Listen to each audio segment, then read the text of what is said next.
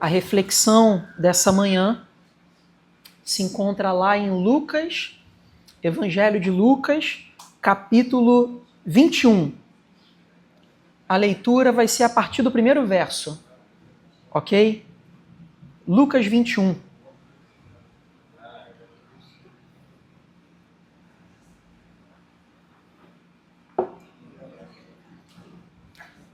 Todos acharam? Amém. Lucas, capítulo 21, leitura a partir do primeiro verso. Esse é um texto conhecido, tá? O texto do Senhor diz o seguinte: Jesus olhou e viu os ricos colocando as suas contribuições na caixa de ofertas. Viu também uma viúva pobre colocar 2 pequeninas moedas de cobre.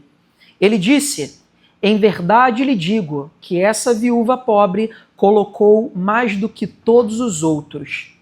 Todos esses deram do que lhe sobrava, mas ela, da sua pobreza, deu tudo o que possuía para viver.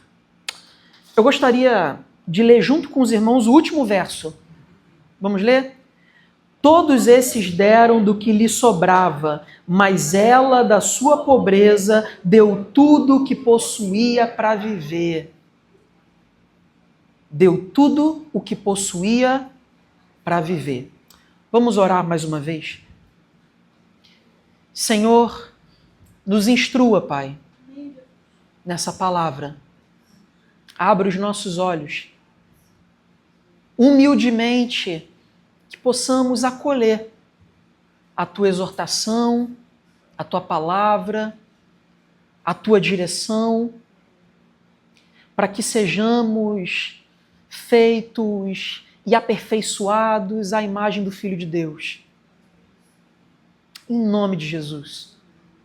Queremos declarar que, nesse momento, como em todo culto, o Senhor continua sendo a pessoa mais importante no nosso meio. Por isso, glorifico o Teu nome através da palavra. Que ela encontre terreno fértil no nosso coração. Amém. Amém. Em nome de Jesus. Amém. Queridos irmãos, existe um dito de sabedoria, um dito popular, que normalmente é credenciado a um homem chamado Jim Rohn, que diz o seguinte: onde quer que você esteja, esteja lá por inteiro. Onde quer que você esteja, esteja lá por inteiro. Essa frase, esse dito de sabedoria, é uma crítica à mulher e ao homem moderno, que bombardeados de tanta demanda, de tanta informação, de tantas preocupações e de tantas coisas em seu coração, não consegue se colocar de maneira inteira em nada que faz. Seja no trabalho, seja em casa, seja nos relacionamentos afetivos e profissionais, seja lá onde for. Essa frase, ela fala sobre uma geração inquieta que, enquanto se relaciona com seu cônjuge, enquanto se relaciona com seus filhos, com seus pais, está pensando em qualquer outra coisa que não esse relacionamento. Está pensando na saúde financeira, nas preocupações, às vezes está pensando no trabalho, está com a cara enfiada no celular, né? Às vezes está pensando em nada. O homem é craque nisso, né? Está falando e o homem está no mundo da lua. Não é nem que ele está pensando em nada, né, relativo a outro assunto, é porque ele está pensando em nada mesmo, né? Aí qual que é o desdobramento disso? Qual que é o desdobramento? O não aprofundamento das relações. Se a gente não está inteiro nas relações afetivas, então não há cultivo e aprofundamento dessas relações. E na pior das hipóteses, vaso de honra, sua esposa vai ficar chateada com você, né? E quer coisa pior dentro de casa do que a esposa chateada contigo? Não tem. Melhor você prestar atenção. A oratória tem que ser boa, a escutatória também. Tem que ouvir. Mas brincadeiras à parte, meus irmãos, o grande ponto aqui é que em todas as relações afetivas nós precisamos nos colocar de maneira inteira nessas relações, porque do contrário, o resultado é trágico muitas vezes, que é a falência dos relacionamentos, a tragédia da afetividade dentro de casa e uma série de outras coisas. Às vezes no ambiente profissional é a mesma coisa. A gente está pensando no lazer enquanto está no trabalho. Está no trabalho, está pensando nas preocupações do dia a dia, a saúde financeira. Eu lembro que quando meu pai trabalhava de metalúrgico no estaleiro, ele me dizia que todo santo dia, tinha aquilo que eles chamavam de DDS, que é Diálogo Diário de Segurança. Por que tem que ter aquilo? Porque aquele ambiente é um ambiente de alta periculosidade. Então, se nós, homens, que temos essa característica de ficar no mundo da lua, lá não pode. Lá não pode. Porque qualquer passo em falso é trágico. É um ambiente perigoso. E às vezes não tem final feliz. Quem já trabalhou ou trabalha dentro desse ambiente profissional sabe como é que é. Então, todos os dias tem o DDS para quê? Para lembrar, para se conscientizar de que você tem que estar inteiro ali. Você não pode estar pela metade ali, porque senão o ambiente profissional de alta periculosidade pode te tragar, pode tragar a sua vida. E você não vai voltar para sua casa, para sua família, para os seus filhos. Guardadas as devidas proporções, na vida é assim. Se a gente não se coloca de maneira inteira nas instâncias da vida, no trabalho, no casamento, na família, nós iremos sofrer de maneira desnecessária. O resultado é a falta de profundidade, a falta de cultivo verdadeiro. E principalmente, meus irmãos, isso também diz respeito à fé. Não dá para viver a fé se nós não nos colocarmos inteiros nessa fé. Não dá para viver a fé pela metade. Não dá para viver a fé e ficar no meio do caminho. Porque viver para a glória de Deus exige uma vida por inteiro. E é sobre isso que eu gostaria de conversar com os irmãos nessa manhã. Sobre a necessidade de entregarmos o nosso coração completo para Deus. Toda a nossa vida para Deus. Toda a nossa integridade para Deus. Toda a nossa vitalidade para Deus. Esse é o chamado do Senhor para a igreja. O Senhor nos chama a viver para Ele de maneira completa, integral, a nossa realidade. Amém? Amém? O livro de Lucas, que nós acabamos de ler aqui, ele tem uma característica, dentre as suas outras características, em sua narrativa, que é o olhar de Jesus em seu ministério para os menos favorecidos, para aqueles que são marginalizados no contexto da antiga Palestina. E é interessante que no Evangelho de Lucas, em especial, a gente vê as boas novas do Evangelho chegando primeiro para um pastor simples de ovelha. A gente vê de maneira especial no Evangelho de Lucas a dignificação das mulheres, que naquele tempo eram sobrepujadas por uma cultura que desprezava a sua presença. Então a gente vê mulheres sustentando o ministério de Jesus.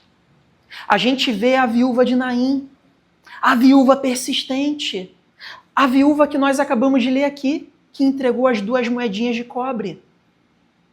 Nós também percebemos publicanos sendo justificados pelo Senhor em sua oração de arrependimento. Nós percebemos samaritanos que eram desprezados naquele tempo sendo sinônimo de amor ao próximo numa parábola. Olha o olhar de Lucas para essa classe de pessoas que eram invisíveis naquele tempo. E por que Lucas faz isso no olhar do ministério de Jesus? Para poder mostrar que Jesus ele se entrega por pessoas que não tinham nada para dar em troca. Olha o tamanho da graça de Deus.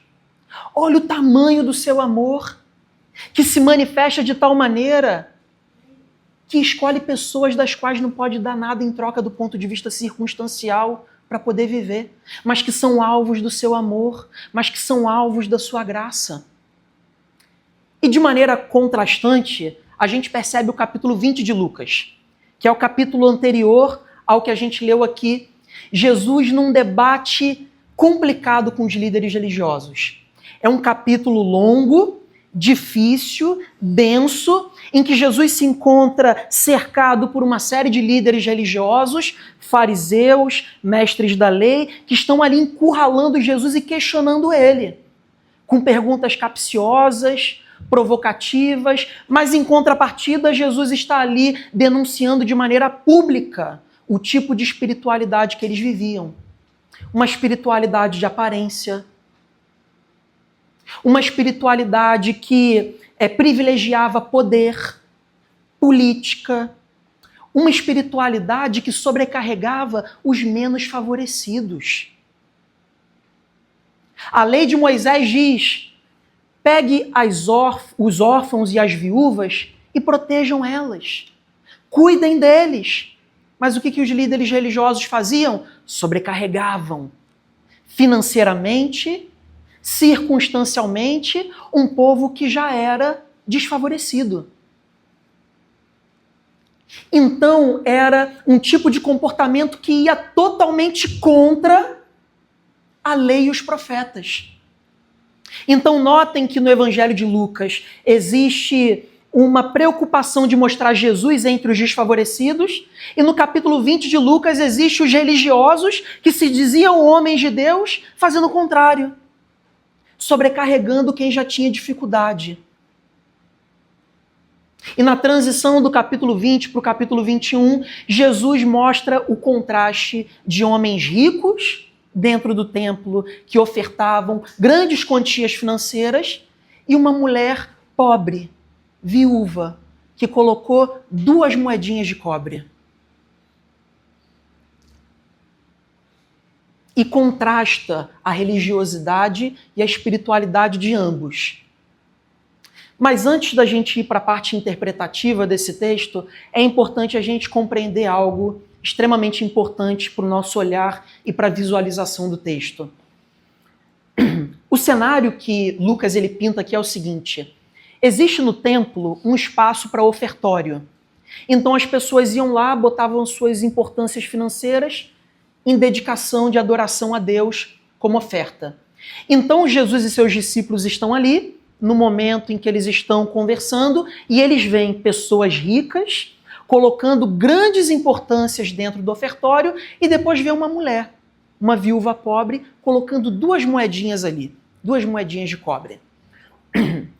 Segundo os historiadores, essas 2 moedinhas de cobre representam 1,64 avos de um denário, que era um dia de trabalho. Então, um denário, que era um dia de trabalho, é 64 vezes mais do que essas 2 moedinhas de cobre. Trazendo para os nossos dias, qual que é o nosso dia de trabalho? R$ 54,03. Salário mínimo, no caso. 1,64 avos disso é 84 centavos. Então, trazendo para o nosso tempo, obviamente considerando o anacronismo histórico, que a gente não consegue precisar, mas é só uma forma dos irmãos visualizarem o que está acontecendo, é como se uma mulher fosse no ofertório e colocasse 84 centavos. Enquanto uma série de pessoas afortunadas estavam colocando ali 1.000, 2.000, 3.000, 10.000. Esse é o cenário que está sendo pintado para os discípulos. É isso que eles estão vendo. É essa discrepância de realidade que está sendo enxergada ali. Então Jesus dá uma bagunçada na cabeça dos discípulos. Ele dá um bug na cabeça deles. E diz o seguinte: olha, em verdade, e quando ele fala em verdade é porque ele está exprimindo um tipo de seriedade no que ele está falando, em verdade eu digo, essa mulher deu mais do que qualquer um desses homens que colocaram grandes quantias financeiras. Meus irmãos, eu fico imaginando o discípulo os discípulos, né, na sua imaturidade espiritual, tentando entender aquilo. Não, peraí. 84 centavos, trazendo para a nossa realidade, é mais do que 500, 1.000, 2.000, 3.000? Jesus, fala fácil para a gente entender. O que você quer dizer com isso? Então Jesus esclarece toda a situação e afirma: essa mulher deu mais do que todos esses homens que colocaram grandes importâncias, porque ela deu tudo o que tinha para viver. É isso que o texto diz. Ela deu tudo o que tinha para viver. Enquanto aqueles homens colocavam grandes importâncias, mas eles davam do que sobrava. É importante a gente estabelecer aqui 2 pontos importantes. Em primeiro lugar, nesse texto, Jesus ele não estabelece qualquer tipo de critério sobre o tipo de valor que é aceitável ou não. Essa não é a intenção de Jesus com esse texto. Em segundo lugar, e mais importante, quem acha que esse texto está falando estritamente sobre dinheiro não entendeu nada desse texto. Esse texto ele fala sobre coração. Existe um contraste entre a oferta dos homens ricos e daquela mulher pobre. Mas também existe um contraste de dedicação de coração entre aqueles religiosos e aquela mulher. A disposição de coração daquela mulher ao ofertar era integral. Partia de uma fé íntegra. De uma fé vigorosa. Enquanto aqueles homens davam do que sobrava. E o que a gente precisa entender agora vindo para a interpretação desse texto? Que não existe fé que se sustente no Senhor que não seja de todo o coração. Não existe fé que se sustente que não exija a nossa entrega completa de quem nós somos diante de Deus. É como diz o profeta Jeremias: me buscareis e me encontrareis quando me procurares de todo o vosso coração. E a pergunta que a gente deve se fazer nessa manhã é: será que a nossa relação com Deus hoje representa aquilo que sobra? É o nosso tempo que sobra. É minha energia que sobra. Imagine, meus irmãos, se a gente tratasse tudo aquilo que há de mais importante na nossa vida só com o tempo que sobra. Imaginem se nós cuidássemos da nossa saúde, do nosso corpo, da nossa mente, com o tempo que sobra. Quando sobrar um tempinho, eu dou uma olhada nisso aí. Mas a vida não dá trégua, e a verdade é que você não vai ter tempo de sobra para poder cuidar da sua saúde. Seus marcadores de saúde vão ficar descontrolados, o seu corpo vai ser prejudicado, a sua mente vai ser prejudicada. Então, qual é a maneira certa de lidar com isso? Eu não vou cuidar da minha saúde quando sobrar um tempo. Eu vou enfiar na minha agenda e vou cuidar, que é prioridade. Não é assim? Imaginem, meus irmãos, se nós descansássemos com o tempo que sobra.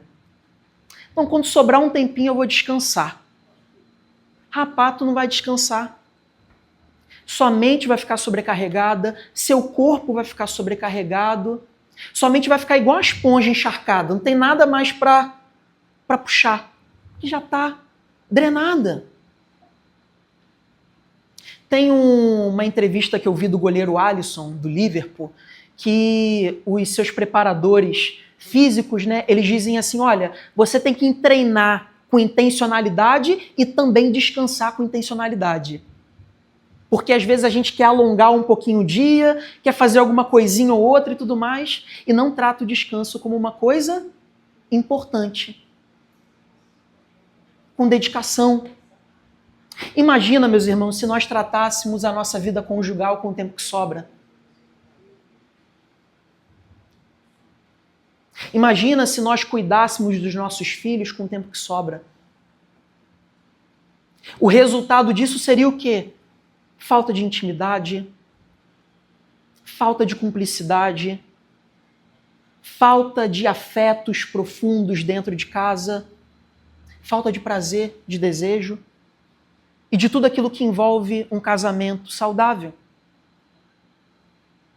Imaginem se nós deixássemos para depois todo tipo de decisão difícil que a gente tem que tomar. Por tempo que sobra. Pepino para resolver, conta para pagar, conversas difíceis para poder ter. Não, quando sobrar um tempinho a gente tem. E a gente não tem. E isso vira uma bola de neve, um problema ainda maior. E nós somos prejudicados, o nosso entorno é prejudicado, tudo é prejudicado. Imagina se nós deixássemos para depois ou para o tempo de sobra o nosso desempenho profissional, o nosso desenvolvimento como profissionais no mercado de trabalho.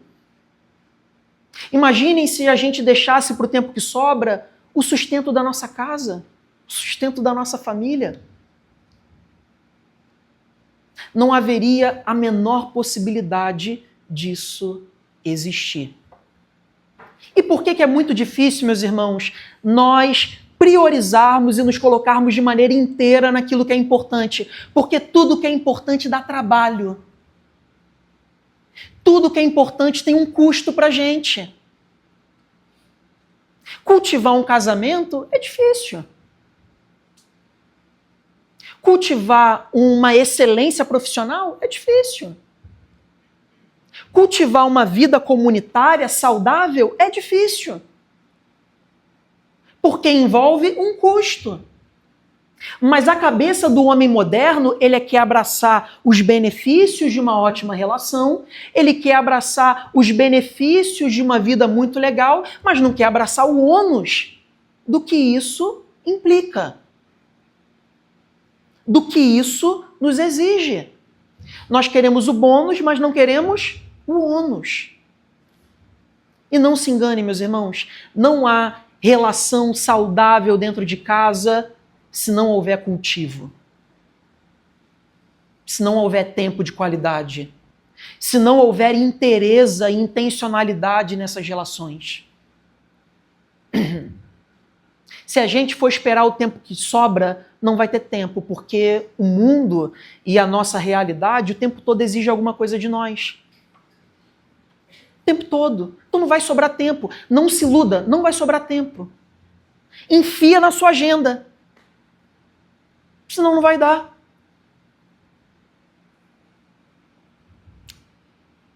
E mais uma vez, meus irmãos, tudo isso para poder falar do tipo de realidade que a gente também deve ter com Deus.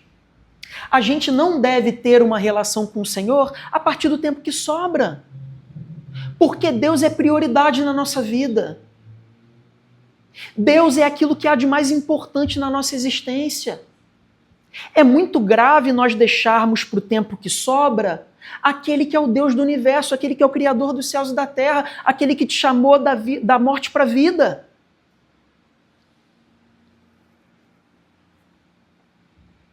Deus exige inteireza de espiritualidade. Inteireza de fé. Não se contente com uma vida de fé pela metade, uma vida de fé parcial, um tipo de fé que sempre fica no meio do caminho. Não se contente com esse tipo de fé, porque Deus ele nos chama para algo muito maior, que norteia a nossa casa, norteia o nosso trabalho, norteia a vida da igreja, norteia tudo. Porque Deus é o centro de todas as coisas e Ele que torna tudo possível, tudo qualitativo, é por causa dEle. Então existem 3 malefícios de nós tratarmos o Senhor com o tempo que sobra. Em primeiro lugar, nós vivemos uma espiritualidade parcial. Parcial. Uma espiritualidade que fica pela metade. Uma espiritualidade que fica no meio do caminho. É aquele tipo de espiritualidade que vem domingo na igreja e busca o Senhor, mas ao longo da semana a gente privatiza ela para nós mesmos. É um tipo de fé que domingo cultua, adora, mas que ao longo da semana nem se esquece de cultuar e adorar o Senhor em tudo que se faz e se vive. É um tipo de fé que declara que domingo nós nos reunimos como corpo de Cristo, mas ao longo da semana nem lembra que tem irmão. Nem lembra que tem que encorajar e acudir aqueles que se encontram na mesma jornada de fé que nós. E, meus irmãos, isso não é fé, isso é barganha. Por que isso não é fé? Por que isso é barganha? Porque é um tipo de espiritualidade que diz assim, Deus, isso aqui você cuida, isso aqui é meu. Isso é seu, isso é meu. Isso é seu, isso é meu. E se a gente for pesar na balança, tem mais coisas nossas do que de Deus. Né? Porque imagina que 90% do tempo a gente não está aqui, a gente está fora da igreja. Então talvez a gente esteja mais governando a nossa vida do que disponibilizando o governo da nossa vida para Deus. Então, invariavelmente, achar que Deus é alguém no qual a gente se relaciona com o tempo que sobra é admitir que nós estamos cultivando uma fé parcial, uma fé pela metade. E esse tipo de fé não amadurece ninguém. Em segundo lugar, dar ao Senhor o tempo que sobra é admitir que a nossa fé já não tem mais compromisso. É uma fé parcial, é uma fé sem compromisso. E, meus irmãos, imaginem o seguinte, já é feio não ter compromisso social com as pessoas. Imagina com Deus. Mas parece que hoje, na cultura que a gente vive, que infelizmente está até dentro da igreja, é muito mais invasivo não ter compromisso social do que não ter compromisso com Deus. Será que isso não indica que o mundanismo está entrando na igreja? Será que isso não indica que a gente está se comportando a partir do espírito do nosso tempo? Porque a falta de compromisso ou não já não afeta mais a gente. Tanto faz.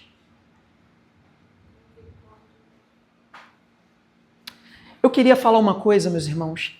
Se vocês esquecerem tudo que eu falei hoje, lembrem só disso. O seu casamento depende do seu compromisso com Deus. A sua criação de filhos depende do seu compromisso com Deus. Essa igreja depende do meu e do seu compromisso com Deus. O meu pastorado depende do meu compromisso com Deus. O oficialato dessa igreja depende do compromisso dos oficiais com Deus. Os líderes dessa igreja dependem do seu compromisso com Deus. O nosso trabalho, a nossa casa, as nossas relações dependem do compromisso que a gente tem com Deus. Se não tiver compromisso, não tem nada. Se não tiver compromisso, tudo pode. Em terceiro lugar, tratar a nossa vida com Deus com o tempo que sobra é admitir que a nossa espiritualidade perdeu o significado. Tratar o Senhor com o tempo que sobra é admitir que a nossa fé perdeu o significado. E eu acho que esse é o diagnóstico mais grave. Esse é o diagnóstico mais complicado.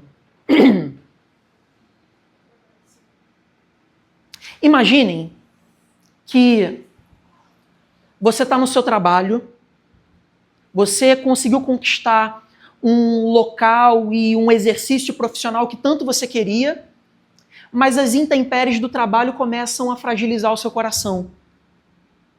O seu chefe começa a te perseguir, as coisas começam a não andar do jeito que você gostaria, e a coisa vai perdendo sentido.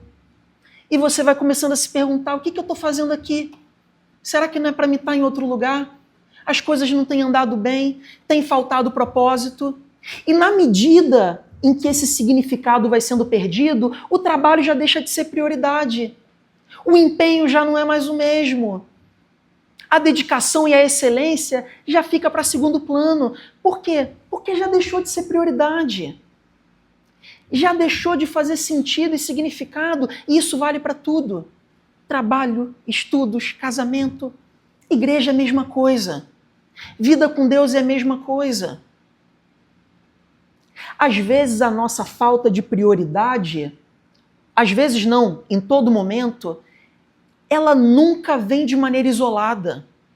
Ela nunca é um fim em si mesmo. Ela sempre vem junto de um esmorecer, é de uma palavra atravessada, é de alguma coisa que a gente não gostou, é de uma decepção, é de uma questão que afetou o nosso coração, sabe? Aí com o tempo a gente vai pensando assim, cara, o que eu estou fazendo aqui? Por que eu estou gastando energia com isso? Qual é o sentido? Qual é o significado? Por que eu faço o que eu faço? Por que eu venho para a igreja todo domingo? Por que eu levanto de manhã para ler a Bíblia e orar todo dia? A gente começa a se perguntar. E isso acontece quando o significado é deixado de lado. Quando o nosso olhar deixou de estar firmado no autor e consumador da nossa fé e passamos a olhar para outros aspectos que foram minando e sobrecarregando o nosso coração.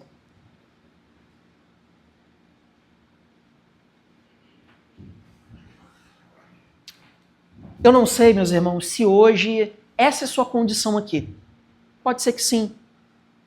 Não sei se talvez a sua esperança foi capturada pelas preocupações, pelos problemas.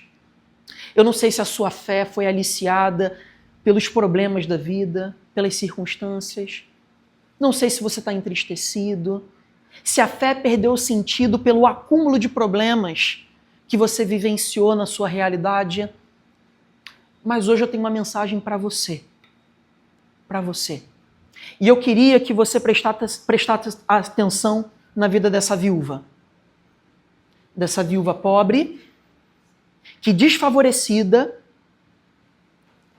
massacrada pelo sistema religioso, massacrada pela cultura do seu tempo, ainda via sentido em viver com Deus. Olha que interessante isso, né?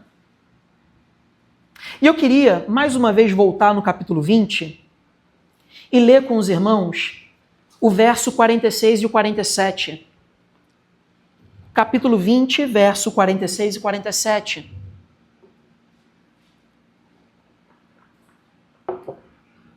O texto diz o seguinte: cuidado, isso palavra de Jesus, cuidado com os mestres da lei. Eles gostam de andar com roupas especiais e amam as saudações nas praças, os assentos mais importantes nas sinagogas e os lugares de honra nos banquetes. Por outro lado, verso 47, devoram a casa das viúvas e, para disfarçar, fazem longas orações. Esses homens serão punidos com maior rigor. Sabe o que aqueles homens faziam? Eles se aproveitavam da condição de desfavorecimento circunstancial daquelas mulheres e iam para a casa delas, com a desculpa de que eles estavam indo lá para orar, indo lá para ajudá-las, mas na verdade eles sobrecarregavam elas, financeiramente, com o tempo, circunstancialmente, porque enquanto eles estavam lá, elas tinham que trabalhar para eles. Então, no lugar de protegê-las e cuidá-las, eles sobrecarregavam elas. E por que eu estou tentando mostrar para os irmãos esse pano histórico? Para mostrar a grandeza da fé dessa mulher. Meus irmãos, ela foi massacrada circunstancialmente.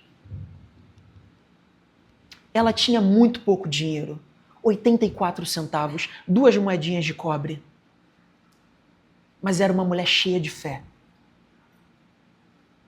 Era uma mulher cheia do Espírito Santo.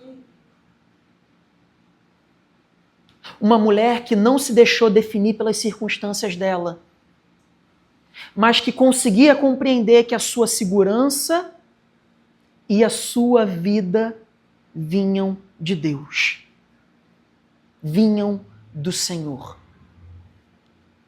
E o primeiro aspecto que eu gostaria de tratar aqui com os irmãos, no sentido de entregar tudo o que somos para o Senhor. Uma primeira coisa importante para que os irmãos entendam profundamente, para que você se dedique como você se dedicava no início, para você voltar a amar o Senhor como um dia você amou.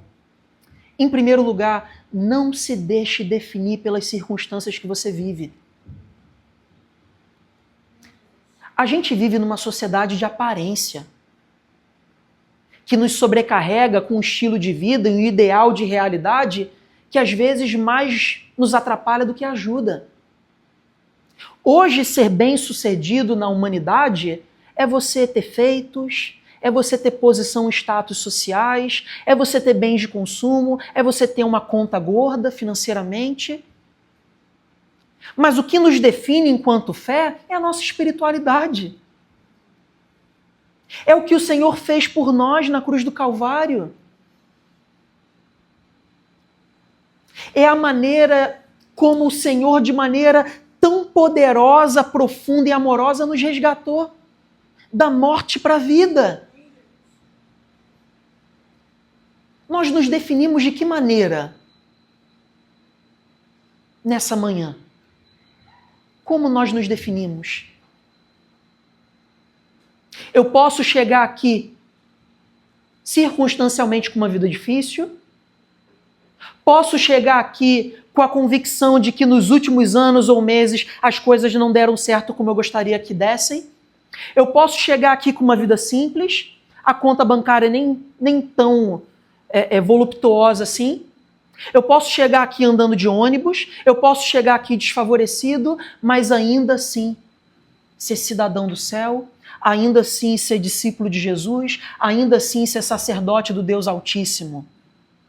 Ainda assim ser filho de Deus, porque o que nos define não são as nossas circunstâncias.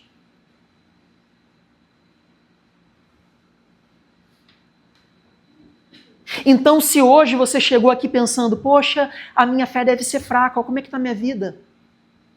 Deus não deve se importar, Deus deve estar indiferente, Deus deve estar distante. Olha as lutas que eu estou tendo que enfrentar. Olha quantos Golias eu estou tendo que derrubar.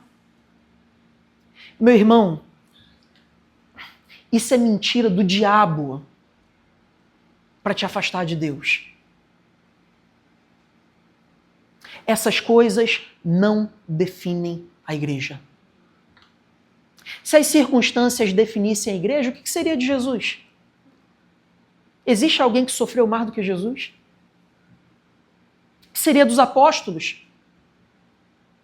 O que seria da igreja primitiva, que pavimentou o seu caminho de lágrimas e de sangue, para que hoje a gente pudesse estar aqui desfrutando de uma fé livre? Não se deixe definir pelas circunstâncias, porque a nossa fé é espiritual e não circunstancial.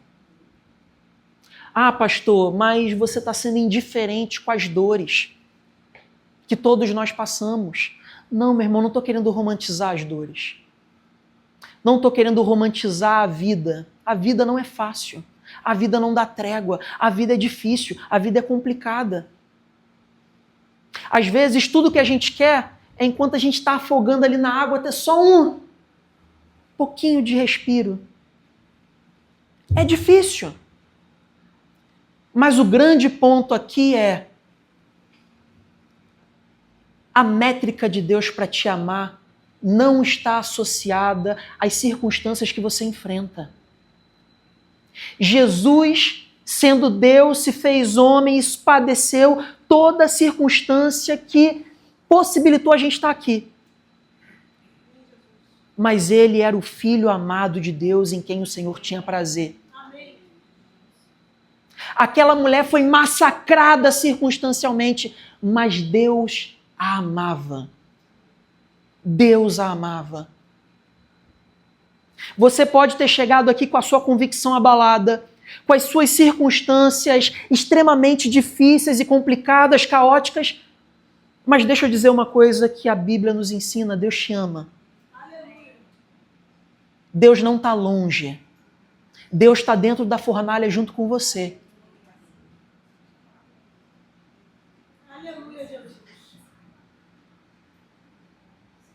Jesus é o quarto homem. Ele está junto com você. Ele é o nosso sumo sacerdote misericordioso que padeceu em todas as coisas para exercer um sacerdócio gracioso à igreja. Em segundo lugar,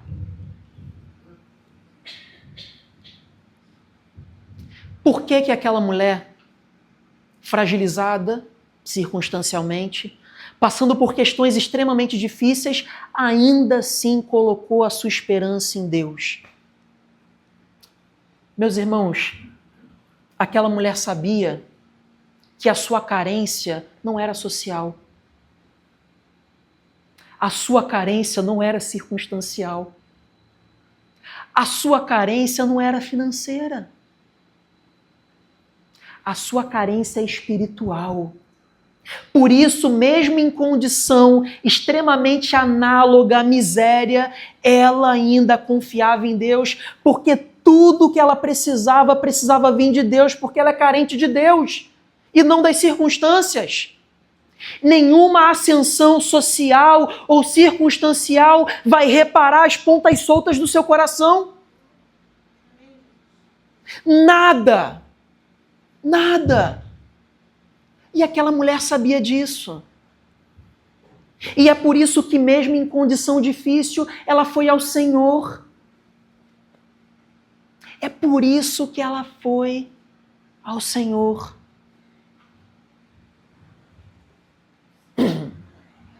Porque na cruz do Calvário, Jesus se fez transgressor pelas nossas iniquidades. Jesus se fez transgressor pelas nossas fragilidades, para que a culpa que repousava sobre nós agora fosse depositada sobre Ele.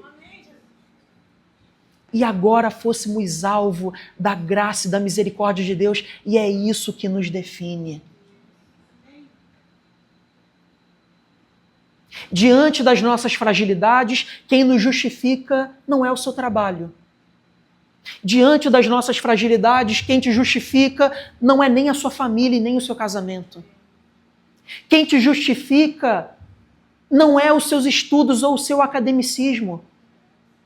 Quem te justifica é Jesus.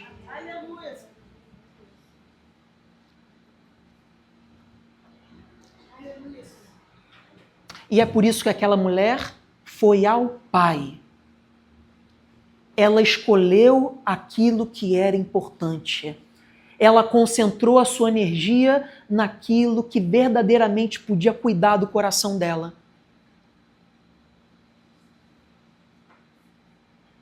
Já imaginaram que aquela mulher ela poderia estar passando por tudo que há de pior circunstancialmente naquele tempo e ainda assim ter paz com Deus? E ainda assim ser mencionada 2000 anos depois por Jesus, dizendo: a fé dessa mulher é maior. Aleluia. Eu prefiro ter meu nome no livro da vida. Aleluia. Eu prefiro.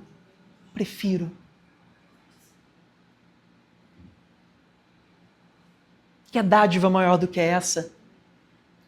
Quer dádiva maior do que essa? Isso tem tudo a ver com o Evangelho. Isso tem tudo a ver com o Evangelho. O Evangelho nos diz: você é infinitamente carente. Você precisa de Deus. Mas ele também diz: o amor de Deus é tão grande e tão imensurável que nenhuma das suas fragilidades são o suficiente para você se afastar de Deus. Por isso nós entregamos tudo.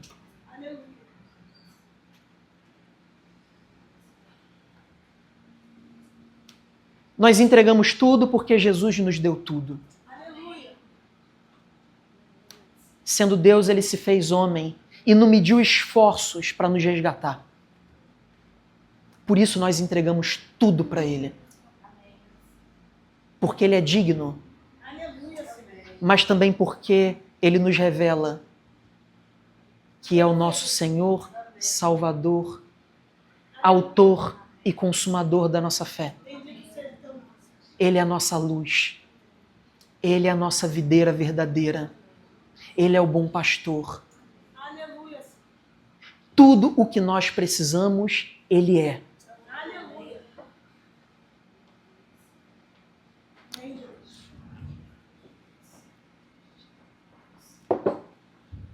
Queria aproveitar esse momento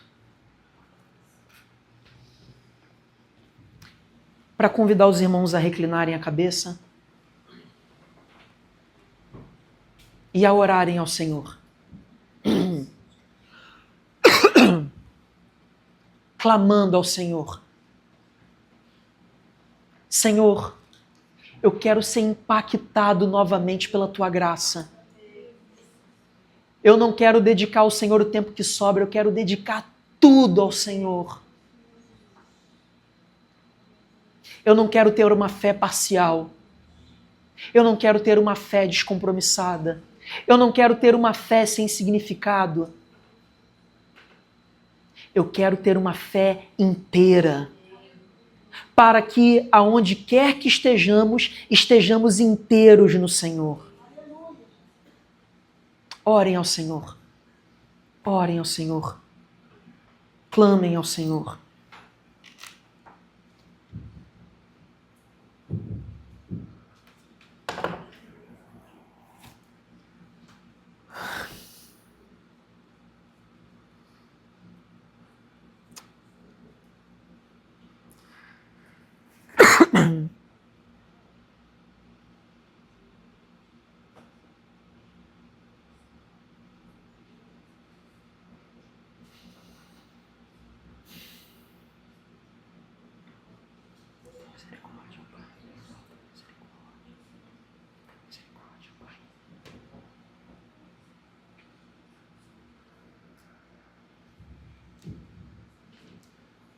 Senhor, louvado seja o Teu nome, Pai. Louvado seja o Teu nome porque, por mais distantes que possamos estar, lá o Senhor está. Por mais fragilizada que esteja a nossa fé, o Senhor não permite que ela desfaleça totalmente. E nos chama a retornar, a voltar e a desfrutar do primeiro amor que um dia nos consumiu e desfrutar do primeiro amor que um dia nos moveu, que um dia nos arrebatou, que um dia nos fez contemplar a Tua beleza e nada mais. Uma fé que não olhava simplesmente para as Tuas obras, mas olhava para quem o Senhor é e se deleitava, e se alegrava, e se regozijava. Nós queremos essa fé, Senhor. Nós queremos nos alegrar por quem o Senhor é e não pelo que o Senhor faz. Queremos nos extasiar pela Tua beleza. Queremos encontrar em nossa pequenez, em nossa insuficiência, tudo aquilo que precisamos no Senhor. Ah, Pai, nos ajuda. Nos ajuda porque somos limitados, somos frágeis e carecemos da obra do Espírito Santo no nosso ser. Por isso, Espírito Santo, atua em nossos corações. Quebrante a nossa alma. Transforme o coração de pedra em coração de carne. Haja poderosamente, Espírito Santo, e testifique da vida do Filho de Deus nos nossos corações. Nós te pedimos, Pai, te pedimos, te pedimos.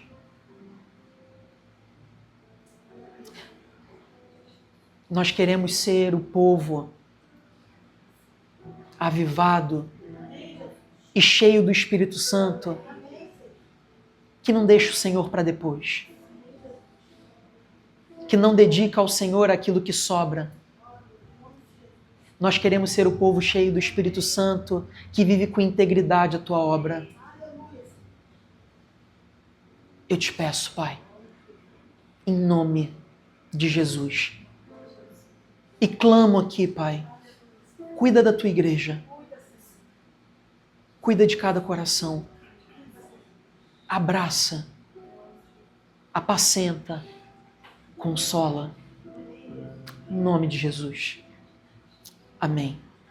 Amém.